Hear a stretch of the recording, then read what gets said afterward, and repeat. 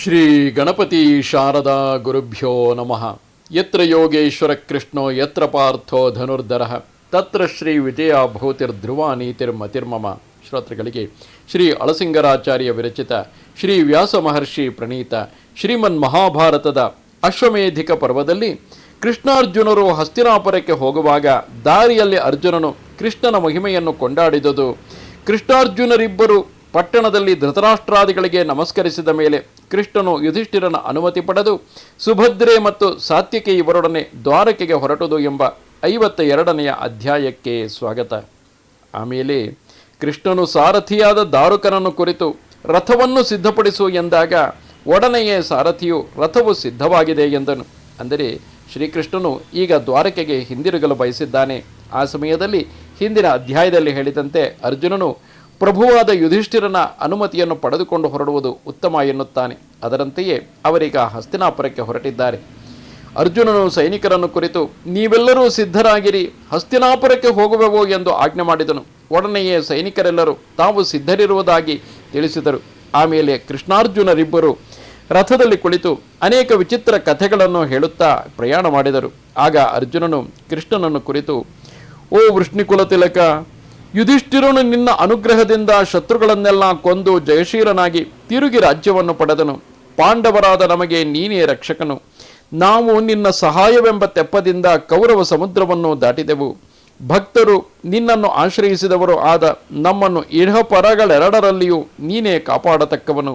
ವಿಶ್ವಕರ್ತ, ನಿನಗೆ ನಮಸ್ಕಾರವು. ವಿಶ್ವಾತ್ಮ, ನಿನಗೆ ವಂದನವು. ವಿಶ್ವಸತ್ತಮ, ನಿನಗೆ ಪ್ರಣಾಮವು. ನೀನು ಎಷ್ಟು ಮಟ್ಟಿಗೆ ನನ್ನನ್ನು ವಾತ್ಸಲ್ಯದಿಂದ ನೋಡುತ್ತಿರುವೆಯೋ ಹಾಗೆಯೇ ನಾನು ನಿನ್ನನ್ನು ಭಕ್ತಿಯಿಂದ ಭಾವಿಸುವೆನು. ಮಧುಸೂದನ, ಪವಿತ್ರವಾದ ಅಗ್ನಿಯು ನಿನ್ನ ತೇಜಸ್ಸಿನಿಂದಲೇ ಉಂಟಾದವನು. ನಿನ್ನ ಇಚ್ಛೆಯೆಲ್ಲವೂ ಕೇವಲ ಲೀಲಾಮಯವು.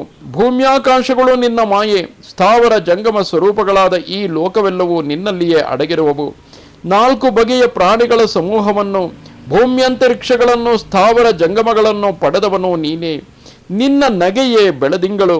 ನಿನ್ನ ಪ್ರಾಣವೇ ಯಾವಾಗಲೂ ಸಂಚರಿಸುತ್ತಿರುವ ವಾಯು. ನಿನ್ನ ಕೋಪವೇ ಮೃತ್ಯು. ನಿನ್ನ ಅನುಗ್ರಹದಲ್ಲಿಯೇ ಪದ್ಮಹಸ್ತೆಯಾದ ಮತ್ತು ನಿನಗೆ ನಿತ್ಯ ಅನಪಾಯಿನಿಯಾದ ಶ್ರೀದೇವಿಯು ವಾಸ ಮಾಡುವಳು.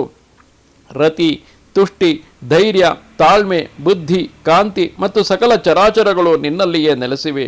ನೀಲಮೇಘಶ್ಯಾಮ, ಪ್ರಳಯ ಕಾಲದಲ್ಲಿ ಸಂಹಾರ ಮಾಡುವವನು ನೀನೇ. ನಿನ್ನ ಗುಣಗಳನ್ನು, ನಿನ್ನ ದಿವ್ಯ ಸ್ವರೂಪವನ್ನು ವರ್ಣಿಸಲು ನನ್ನಿಂದ ಸಾಧ್ಯವಿಲ್ಲ. ಓ ಪುಂಡರೀಕಾಕ್ಷ, ನಿನಗೆ ನಮಸ್ಕಾರವು. ನಾರದ, ದೇವಲ, ವ್ಯಾಸ, ಭೀಷ್ಮಾದಿಗಳಿಂದ ನಾನು ನಿನ್ನ ಮಹಿಮೆಯನ್ನು ತಿಳಿದೆನು. ಸಕಲವು ನಿನ್ನಲ್ಲಿ ನೆಲೆಗೊಂಡಿರುವವು. ನೀನೊಬ್ಬನೇ ಸರ್ವಲೋಕೇಶ್ವರನು. ಓ ಜನಾರ್ದನ, ನೀನು ಅನುಗ್ರಹಪೂರ್ವಕವಾಗಿ ತಿಳಿಸಿದುದೆಲ್ಲವನ್ನು ನಾನು ಪೂರ್ಣವಾಗಿ ಅನುಷ್ಠಿಸುವೆನು. ನನಗೆ ಪ್ರಿಯವನ್ನು ಉಂಟು ಮಾಡುವ ಅಭಿಲಾಷೆಯಿಂದಲೇ ನೀನು ಅತ್ಯಾಶ್ಚರ್ಯ ಕಾರ್ಯಗಳನ್ನು ನಡೆಸಿದೆ. ದುರ್ಯೋಧನನನ್ನು ಯುದ್ಧದಲ್ಲಿ ಕೊಂದವನು ನೀನೇ. ಮೊದಲೇ ನಿನ್ನಿಂದ ದಗ್ಧವಾದ ಆ ಕೌರವ ಸೈನ್ಯವನ್ನು ನಾನು ಯುದ್ಧದಲ್ಲಿ ಜಯಿಸಿದೆ ಎಂಬುದು ನೆಪ ಮಾತ್ರವು. ನಿನ್ನ ಸಹಾಯದಿಂದಲೇ ಅಲ್ಲಿ ನಾನು ಜಯಶೀಲನಾದನು. ದುರ್ಯೋಧನನನ್ನು, ಕರ್ಣನನ್ನು, ಪಾಪಿಯಾದ ಸೈಂಧವನನ್ನು, ಭೂರಿಶ್ರವಸ್ಸನ್ನು ಕೊಲ್ಲಲು ತಕ್ಕ ಉಪಾಯಗಳನ್ನು ನಾವು ತಿಳಿದುದು ನಿನ್ನ ಬುದ್ಧಿಶಕ್ತಿಯಿಂದಲೇ. ಆದ್ದರಿಂದ ಕೃಷ್ಣ, ನೀನೇ ಆಲೋಚಿಸಿ ಮುಂದೆ ನಮಗೆ ಯಾವುದು ಒಳ್ಳೆಯದೋ ಅದರಂತೆ ನಡೆಸು. ನನ್ನ ಮೇಲಿನ ವಿಶ್ವಾಸದಿಂದ ನೀನು ಹೇಗೆ ತಿಳಿಸುವೆಯೋ ಅದರಂತೆ ನಡೆಯುವೆನು. ಈ ವಿಷಯದಲ್ಲಿ ನನಗೊಂದು ತೋರುವುದಿಲ್ಲ. ಓ ಧರ್ಮಜ್ಞ, ನಾನು ಯುಧಿಷ್ಠಿರನ ಬಳಿಗೆ ಹೋಗಿ ನೀನು ಹೊರಡಬೇಕೆಂದಿರುವ ವಿಷಯವನ್ನು ತಿಳಿಸುವೆನು. ಆಮೇಲೆ ನೀನು ದ್ವಾರಕೆಗೆ ಹೊರಡಬಹುದು.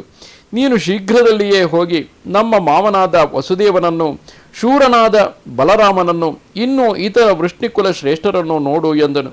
ಹೀಗೆ ಅವರಿಬ್ಬರು ಸಂಭಾಷಿಸುತ್ತಾ ಹಸ್ತಿನಾಪುರವನ್ನು ಪ್ರವೇಶಿಸಿ ಇಂದ್ರಗ್ರಹಕ್ಕೆ ಸಮಾನವಾದ ಧೃತರಾಷ್ಟ್ರನ ಮನೆಗೆ ಹೋದರು. ಅಲ್ಲಿ ಧೃತರಾಷ್ಟ್ರ ರಾಜನನ್ನು, ವಿದುರನನ್ನು, ಯುಧಿಷ್ಠಿರ, ಭೀಮಸೇನ, ನಕುಲ, ಸಹದೇವರನ್ನು ಕಂಡರು. ಧೃತರಾಷ್ಟ್ರನ ಸಮೀಪದಲ್ಲಿ ಅಜೇಯನಾದ ಯುಯೋತ್ಸುವು ಕುಳಿತಿದ್ದನು. ಗಾಂಧಾರಿ, ಕುಂತಿ, ದ್ರೌಪದಿ, ಸುಭದ್ರೆ, ಭಾರತ ವೀರರ ಪತ್ನಿಯರು ಮತ್ತು ಗಾಂಧಾರಿಯ ಸಖಿಯರು ಮುಂತಾದ ಸ್ತ್ರೀಯರೆಲ್ಲರೂ ಅಲ್ಲಿದ್ದರು. ಕೃಷ್ಣಾರ್ಜುನರಿಬ್ಬರು ಧೃತರಾಷ್ಟ್ರ ರಾಜನ ಸಮೀಪಕ್ಕೆ ಹೋಗಿ ತಮ್ಮ ನಾಮಧೇಯಗಳನ್ನು ತಿಳಿಸುತ್ತಾ ಆತನ ಪಾದಗಳನ್ನು ಮುಟ್ಟಿ ನಮಸ್ಕರಿಸಿದರು. ಹಾಗೆಯೇ ಗಾಂಧಾರಿಗೂ, ಕುಂತಿಗೂ, ಧರ್ಮರಾಜನಿಗೂ, ಭೀಮಸೇನನಿಗೂ ಕ್ರಮವಾಗಿ ನಮಸ್ಕರಿಸಿದರು. ಆಮೇಲೆ ವಿದುರನ ಕೈಗಳನ್ನು ಹಿಡಿದು ಆತನ ಕ್ಷೇಮಲಾಭಗಳನ್ನು ವಿಚಾರಿಸಿ ಯುಯುತ್ಸುವನ್ನು ಮೈದಡವಿ ಆಲಂಗಿಸಿದರು. ಆಮೇಲೆ ಧೃತರಾಷ್ಟ್ರನ ಸಮೀಪದಲ್ಲಿ ಕುಳಿತರು. ಸಾಯಂಕಾಲವಾಗಲು ಧೃತರಾಷ್ಟ್ರನು ಕೃಷ್ಣನನ್ನು ಇತರ ಕುರುಕುಲ ಶ್ರೇಷ್ಠರನ್ನು ಮನೆಗೆ ಕಳುಹಿಸಿಕೊಟ್ಟನು. ಎಲ್ಲರೂ ತಮ್ಮ ತಮ್ಮ ಮನೆಗಳಿಗೆ ಹೊರಟು ಹೋದರು. ಕೃಷ್ಣನು ಮಾತ್ರ ಅರ್ಜುನನ ಗೃಹಕ್ಕೆ ಹೋದನು. ಅಲ್ಲಿ ತನ್ನ ಇಷ್ಟಾನುಸಾರವಾಗಿ ಸಕಲ ಸತ್ಕಾರಗಳನ್ನು ಸ್ವೀಕರಿಸಿ ಮಲಗಿದ್ದನು. ಬೆಳಗಿನ ಜಾವದಲ್ಲಿ ಕೃಷ್ಣಾರ್ಜುನರಿಬ್ಬರು ಎದ್ದು ಪ್ರಾತಃ ಕಾಲದ ಕರ್ಮಗಳನ್ನು ಮುಗಿಸಿಕೊಂಡು ಧರ್ಮರಾಜನು ತನ್ನ ಮಂತ್ರಿಗಳೊಡನೆ ವಾಸ ಮಾಡುತ್ತಿದ್ದ ಗೃಹಕ್ಕೆ ಹೋದರು. ಅಶ್ವಿನಿ ದೇವತೆಗಳು ಇಂದ್ರನನ್ನು ಕಾಣುವಂತೆ ಧರ್ಮರಾಜನನ್ನು ಕಂಡು ಅವನ ಸಮೀಪದಲ್ಲಿ ಕುಳಿತರು. ಧರ್ಮರಾಜನು ಅವರಿಬ್ಬರು ತನ್ನಲ್ಲಿ ಮಾತನಾಡುವ ಅಭಿಪ್ರಾಯದಿಂದ ಇರುವುದನ್ನು ತಿಳಿದು, ಓ ವೀರರೇ, ನೀವು ಏನನ್ನೋ ಕೇಳಲು ಕುತೂಹಲವುಳ್ಳವರಾಗಿರುವಿರೆಂದು ತೋರುವುದು, ಅದೇನು ತಿಳಿಸಿರಿ, ನಿಮ್ಮ ಕೋರಿಕೆಯಂತೆ ನಡೆಯುವನು, ನೀವು ಆಲೋಚಿಸಬೇಕಾದುದಿಲ್ಲ ಎಂದನು. ಆಗ ಅರ್ಜುನನು ನಮ್ರತೆಯಿಂದ ಧರ್ಮರಾಜನನ್ನು ಕುರಿತು, ಅಣ್ಣ, ವಾಸುದೇವನು ನಮ್ಮಲ್ಲಿಗೆ ಬಂದು ಬಹಳ ದಿನಗಳಾದವು. ನಿನ್ನ ಅನುಮತಿಯನ್ನು ಪಡೆದು ಹೋಗಿ ತನ್ನ ತಂದೆಯನ್ನು ನೋಡಲು ಅಪೇಕ್ಷಿಸುವನು. ನಿನಗೆ ಅಭ್ಯಂತರವಿಲ್ಲದಿದ್ದರೆ ಈತನನ್ನು ಅನುಮತಿಸು, ಈತನು ದ್ವಾರಕೆಗೆ ಹೊರಡಲಿ ಎಂದನು. ಆಗ ಯುಧಿಷ್ಠಿರನು, ಓ ಪುಂಡರೀಕಾಕ್ಷ, ನಿನಗೆ ಮಂಗಳವಾಗಲಿ. ಪ್ರಭು, ನೀನು ತಂದೆಯ ದರ್ಶನಕ್ಕಾಗಿ ಹೊರಡಬಹುದು. ನೀನು ದ್ವಾರಕೆಗೆ ಹೊರಡುವುದು ನನಗೂ ಸಮ್ಮತವೇ. ನೀನು ನಮ್ಮ ಮಾವನಾದ ವಸುದೇವನನ್ನು ದೇವಕೀ ದೇವಿಯನ್ನು ನೋಡಿ ಬಹಳ ದಿನಗಳಾದುವು ನಿಜ. ಈಗಲೇ ನೀನು ವಸುದೇವ ಬಲರಾಮರ ಬಳಿಗೆ ಹೋಗಿ ನನ್ನ ಮಾತಿನಿಂದ ಅವರನ್ನು ತಕ್ಕ ರೀತಿಯಲ್ಲಿ ಸಮಾಧಾನಪಡಿಸು. ನೀನು ಅಲ್ಲಿಗೆ ಹೋದರೂ ನನ್ನನ್ನು, ನನ್ನ ತಮ್ಮಂದಿರಾದ ಭೀಮಸೇನ, ಅರ್ಜುನ, ನಕುಲ, ಸಹದೇವರನ್ನು ಯಾವಾಗಲೂ ಸ್ಮರಣೆಯಲ್ಲಿಡಬೇಕು. ಓ ಮಹಾಬಾಹು, ನೀನು ಅನರ್ಥ ದೇಶದ ಜನಗಳನ್ನು, ನಿನ್ನ ತಂದೆಯನ್ನು, ಇತರ ವೃಷ್ಣಿ ಕುಲದವರನ್ನು ನೋಡಿದ ಮೇಲೆ ತಿರುಗಿ ನಮ್ಮ ಅಶ್ವಮೇಧಯಾಗಕ್ಕೆ ಬರಬೇಕು. ನೀನು ಇಲ್ಲಿಂದ ಹೊರಡುವಾಗ ನಿನಗೆ ಬೇಕಾದ ಹಲವು ಬಗೆಯ ರತ್ನಗಳನ್ನು, ಧನಗಳನ್ನು, ಇತರ ವಸ್ತುಗಳನ್ನು ತೆಗೆಸಿಕೊಂಡು ಹೊರಡು. ಓ ವೀರ, ನಿನ್ನ ಅನುಗ್ರಹದಿಂದಲೇ ಈ ಭೂಮಿಯೆಲ್ಲ ನನ್ನ ವಶವಾಯಿತು. ನಮ್ಮ ಶತ್ರುಗಳು ಹತರಾದರು. ಸಂಸಾರ ವನದಲ್ಲಿ ಜ್ವಲಿಸುವ ಪಾಪಾಗ್ನಿಯನ್ನು ನಂದಿಸುವ ಮಹಾಮೇಘವು ನೀನೇ. ನಿನ್ನ ಭಕ್ತರಿಗೆ ಸ್ವರ್ಗ ಮೋಕ್ಷಗಳಲ್ಲಿ ಯಾವುದನ್ನು ಪಡೆಯುವುದು ದುಸ್ತರವಲ್ಲ ಎಂದನು. ಆಗ ಕೃಷ್ಣನು, ಓ ರಾಜಾಧಿರಾಜ, ಈಗ ಧನರತ್ನ ಸಹಿತವಾದ ಸಮಸ್ತ ಭೂಮಿಯು ನಿನ್ನದೇ. ನನ್ನ ಮನೆಯಲ್ಲಿರುವ ದ್ರವ್ಯಗಳಿಗೂ ಈಗ ನೀನೇ ಒಡೆಯನು ಎಂದನು. ಆಮೇಲೆ ಧರ್ಮರಾಜನು ವೀರನಾದ ಕೃಷ್ಣನನ್ನು ಪೂಜಿಸಿದನು.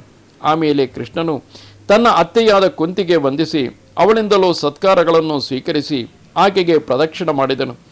ಕುಂತಿಯ ಮತ್ತು ವಿದುರಾದಿಗಳ ಸತ್ಕಾರವನ್ನು ಕೈಗೊಂಡು ತನ್ನ ದಿವ್ಯ ರಥದ ಮೇಲೇರಿ ಹಸ್ತಿನಾಪುರದಿಂದ ಪ್ರಯಾಣ ಹೊರಟನು. ಯುಧಿಷ್ಠಿರನ ಮತ್ತು ಕುಂತಿಯ ಅನುಮತಿ ಪಡೆದು ಸುಭದ್ರೆಯನ್ನು ರಥದ ಮೇಲೇರಿಸಿಕೊಂಡು ಪಟ್ಟಣದ ಜನಗಳಿಂದ ಪರಿವೃತನಾಗಿ ಹೊರಟನು. ಆಗ ಹನುಮಧ್ವಜವುಳ್ಳ ರಥದಲ್ಲಿ ಕುಳಿತ ಅರ್ಜುನನು, ಸಾತ್ವಿಕೆಯು, ನಕುಲ ಸಹದೇವರು, ದೀರ್ಘದರ್ಶಿಯಾದ ವಿದುರನು, ದಿಗ್ಗಜ ಬಲವುಳ್ಳ ಭೀಮಸೇನನು ಆತನನ್ನು ಹಿಂಬಾಲಿಸಿದರು. ಸ್ವಲ್ಪ ದೂರ ಹೋದ ಮೇಲೆ ಕೃಷ್ಣನು ಆ ಕೌರವ ವಂಶಸ್ಥರನ್ನು, ವಿದುರನನ್ನು ಹಿಂತಿರುಗಿಸಿ ದಾರುಕರನ್ನು ನೋಡಿ, ಇನ್ನು ವೇಗದಿಂದ ಕುದುರೆಗಳನ್ನು ಓಡಿಸು ಎಂದು ಹೇಳಿ ಸಾತ್ವಿಕಿಯೊಡಗೂಡಿ ಇಂದ್ರನು ಶತ್ರು ಜಯವಾದ ಮೇಲೆ ಸ್ವರ್ಗಕ್ಕೆ ಹೊರಡುವಂತೆ ದ್ವಾರಕೆಗೆ ಹೊರಟನು. ಇದು ಶ್ರೀಮನ್ ಮಹಾಭಾರತದ ಅಶ್ವಮೇಧಿಕ ಪರ್ವದಲ್ಲಿ 52ನೆಯ ಅಧ್ಯಾಯವು. ನಮಸ್ತೆ ಶಾರದೆ ದೇವಿ ಕಾಶ್ಮೀರ ಪುರವಾಸಿನಿ ತ್ವಾಮಹಂ ಪ್ರಾರ್ಥಯೇ ನಿತ್ಯಂ ವಿದ್ಯಾದಾನಂಚ ದೇಹಿಮೆ. ನಮಸ್ಕಾರ.